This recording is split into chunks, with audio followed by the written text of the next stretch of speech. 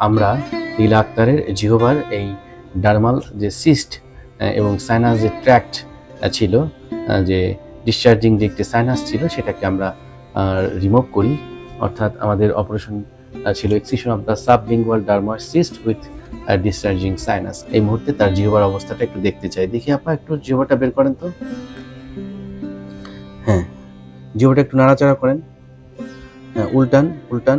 আসলে নীলা আক্তারের যে রোগটি আপনারা এতক্ষণ খেয়াল করলেন, এটা কিন্তু very very rare case. In fact in my life I just see this patients first time in my life.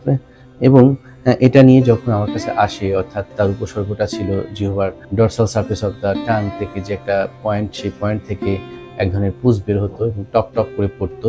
এবং সেই পুষ পড়া দেখে আসলে আমরা এই ধরনের কেস যেহেতু দেখিনি, এটা নিয়ে আমি একটু জার্নাল স্টাডি করলাম। আর্টিকেল খুব বেশি পাইনি, একটি মাত্র আর্টিকেল পেয়েছিলাম। সেই আর্টিকেলে দেখলাম যে আসলে এটা এক ধরনের কনজেনিটাল যে dermoid cyst followed by congenital sinus tract থাকলে এরকম সমস্যা হতে পারে। এরকম সেরকম একটি বিরল রোগে তিনি আক্রান্ত হয়েছিলেন নীলা আক্তার। এবং ফাইনালি আমরা এই রোগটাকে নির্ণয় করার জন্য কিছু পরীক্ষা নিরীক্ষা করি। এমআরআই অফ দ্য টাং আমরা করি এবং সেখানে একটি সিস্টিক লিশন আমরা আইডেন্টিফাই করতে পারি। পাশাপাশি আমরা তার সাইনোগ্রাম করি সাইনাস ট্র্যাক্ট, এবং সেখানেও আমরা দেখি যে তার সাইনাস ট্র্যাক্ট রয়েছে। আই মিন সেখানে একটি সিস্ট ফলোড বাই একটি সাইনাস ট্র্যাক্ট ছিল, এবং সেটি টাং মাসেল ভেদ করে একদম ইন্টারনালি খুব ডিপ স্ট্রাকচার সে সাথে অ্যাটাচমেন্ট ছিল, অনেকটা ফ্লোর অফ দ্য মাউথের কাছাকাছি ছিল।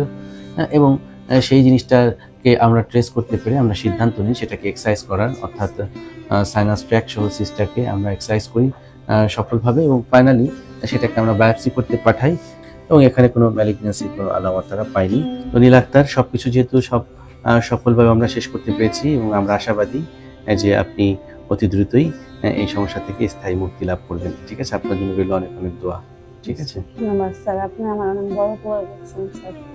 জাস্ট আমার একটা বাচ্চা ছিল, আমি মানে বাচ্চার আশা ছাড়িয়েছি, যখন অনেক হয়রানি হয়েছি অনেক জায়গায় যাওয়ার পরে স্যার, মানে আমি সমাধান পাইছিলাম না, কি করবো। আপনার হচ্ছে নিম্নবিত্ত শ্রেণীর মানুষ, তো টাকা পয়সা ওরকম নাই যে চাইলে সব জায়গায় দেখাইতে পারবো, বাট আপনি আমার অনেক বড় একটা বড় আছেন স্যার, এটা স্যার মনে রাখার মতো। আচ্ছা, থ্যাংক ইউ।